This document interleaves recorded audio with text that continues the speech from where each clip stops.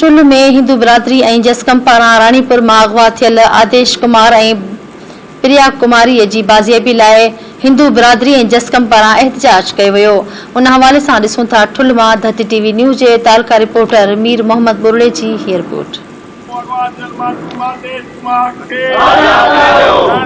ठुल press club में 4 ॾींहं अॻु रानीपुर में आदेश कुमार के अगवा किया वियो। उन हवाले सां हिते ठुल जा शहरी क़ौमी महाज जा अगवान JUI जा अगवान हिंदू बिरादरी सरापा एहतजाज है अक़लियतनि जे लाइ, पर गॾोगॾु हिकिड़ी सिंधियुनि जे लाइ हिकिड़ी वॾी साज़िश आहे त अक़लियतनि जे लाइ, छो जो मुस्लिम त इंडिया वञी न सघंदो, अक़लियतनि जे लाइ धरती तंग करे उन्हनि खे हितां तशद्दुद करे कहिड़े नमूने भॼाए करे सिंधियुनि खे जेको आहे जेको पंहिंजो अक़लियत में करे ऐं गैर अक़लियती जेके गैर सिंधी जेके कुवतूं आहिनि उहे पंहिंजा मुफ़ाद हासिल करणु चाहिनि थियूं पियूं। नियाणियुनि खे अगवा थो कयो वञे, कंहिं टाइम हुनजे मासूम ॿारनि खे अगवा कयो थो। इन जो सबबु मेन इहो आहे त हिंदू बिरादरी खे हितां लॾाइण जी गहरी साज़िश आहे। असांजो कोई बि हुकुमरान न आयो आहे अञा ताईं, न कोई उतां जो चूंडियल नुमाइंदो उन्हनि खां को पुछणु आयो आहे त तव्हांजे ॿारड़े सां जेको आहे त कोई बि कोशिशि कंहिं बि न कई आहे।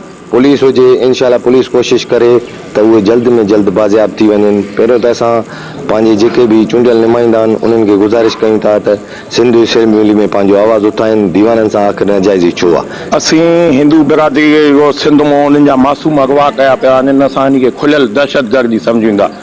उहो इन जे लाइ त ॾिसो तव्हां जेतिरो हक़ु सिंध ते असांजी बिरादरियुनि जंहिं सभु बिरादरियुनि जो आहे उन खां वधीक हक़ु हिंदू बिरादरी जो आहे। कैमरामैन रादल ॿियो सां गॾु मीर मोहम्मद बुरड़ो, धरती टीवी न्यूज़ ठुल।